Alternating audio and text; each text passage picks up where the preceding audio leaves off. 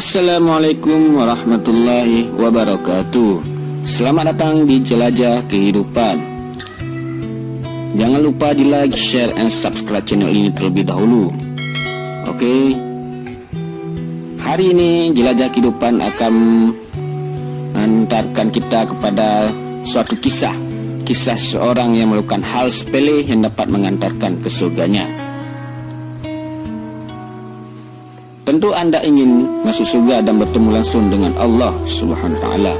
Kekasih yang selama ini dicintai dan dirindukan Allah sudah pasti yang bisa masuk ke dalam surga dan bertemu dengan Allah adalah orang-orang pilihan yang selama hidupnya di dunia menjalankan perintah dan menjauhi larangannya secara sungguh-sungguh. Tetapi orang yang sudah mengerjakan segala perintah dan menjauhi larangan, jangan semerta-merta merasa memiliki amalan kebaikan yang banyak dan lantas layak untuk masuk surga. Pemberian tiket ke surga adalah hak prerogatif oleh Allah. Dia yang maha menentukan, yang maha menimbang. Muslim dan muslimah yang baik harus selalu rendah hati dan takut kepada Allah. Bahkan tak kesombongannya sendiri yang barangkali terbesit dalam hatinya tanpa disadari. Bukankah amalan itu tergantung pada niatnya, kata Nabi. Meskipun kita sering melakukan amalan kebaikan yang besar, tetapi niat kita keliru, apalagi hanya sekadar pencitraan, maka di sisi Allah amalan kebaikan itu bisa tak ada artinya sama sekali. Di era masyarakat tontonan seperti sekarang ini, segala amalan kebaikan memang mudah tergelincir menjadi sekadar tontonan yang ria. Sebaliknya, justru kita tidak melakukan amalan kebaikan yang ringan, yang barangkali selama ini sering dianggap sepele. Jika dilakukan dengan niat yang benar semata-mata karena Allah, bisa menjadi sangat mulia dan bernilai di sisi Allah. Meskipun tanpa ada cahaya kamera yang menyoroti, sungguh amalan kebaikan yang sepele tersebut jadikan dalam membuka pintu surganya. Mari ketuk pintu-pintu surga dengan beberapa amalan yang selama ini dianggap ringan dan hal sepele. Berikut adalah amalan tersebut. Yang pertama, memberi minum binatang. Jangankan memberi minum binatang, rasanya saat ini orang-orang sudah banyak yang tak peduli pada binatang. Padahal memberi minum binatang ini menjadi salah satu amalan kebaikan yang dapat menghantarkan seorang ke dalam surga Allah. Masih ingatkah dengan cerita Allah atau cerita daripada Rasulullah saat menceritakan seorang laki-laki yang memberi minum seekor anjing hingga kemudian Allah mengampuni dosa laki-laki itu dan memasukkannya ke dalam surga?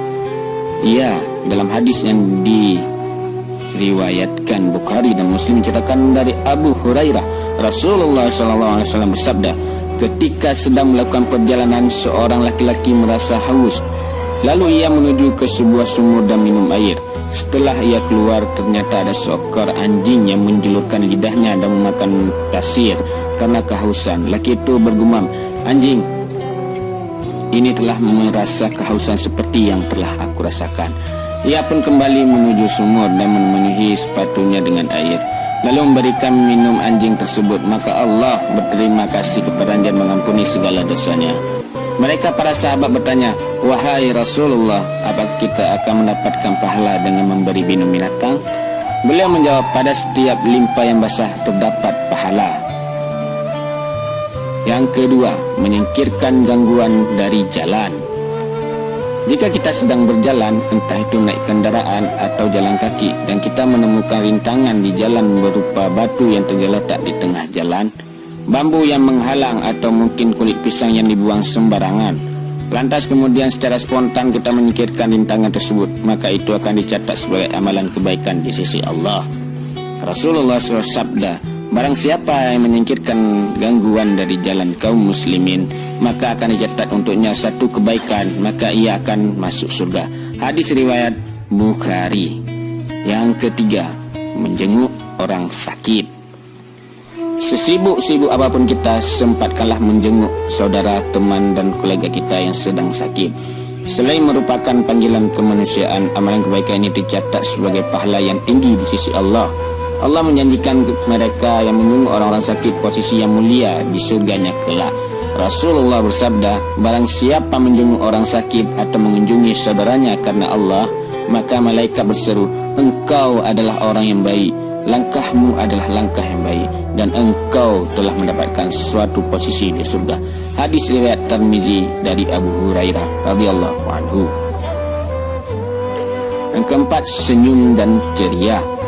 Menebar senyum dan salam kepada semua orang merupakan sebuah kebajikan yang dijanjikan ganjaran Allah, pahala dan surga oleh Allah. Oleh sebab itu, muslimin atau muslimah yang baik harus mengembangkan sikap yang ramah dan penuh ceria terhadap orang lain, sehingga Islam juga benar-benar dirasakan membawa rahmat bagi semua.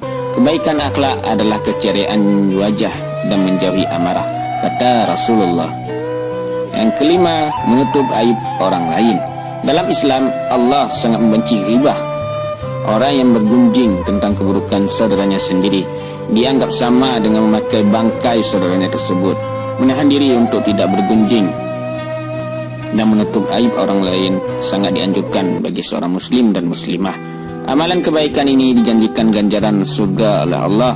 Rasulullah bersabda, tidaklah seorang hamba menutup aib seorang hamba di dunia, melainkan Allah akan menutup aibnya pada hari kiamat.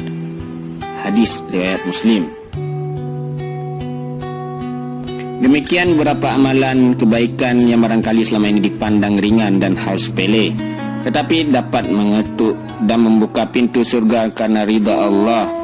Tentu masih banyak amalan kebaikan yang lain yang tak mungkin dibahas di sini satu persatu. Semoga Allah selalu membersihkan hati dan meluruskan niat kita. Amin, amin, amin, amin ya rabbal alamin.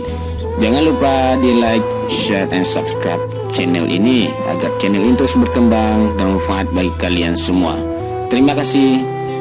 Sampai jumpa di video selanjutnya.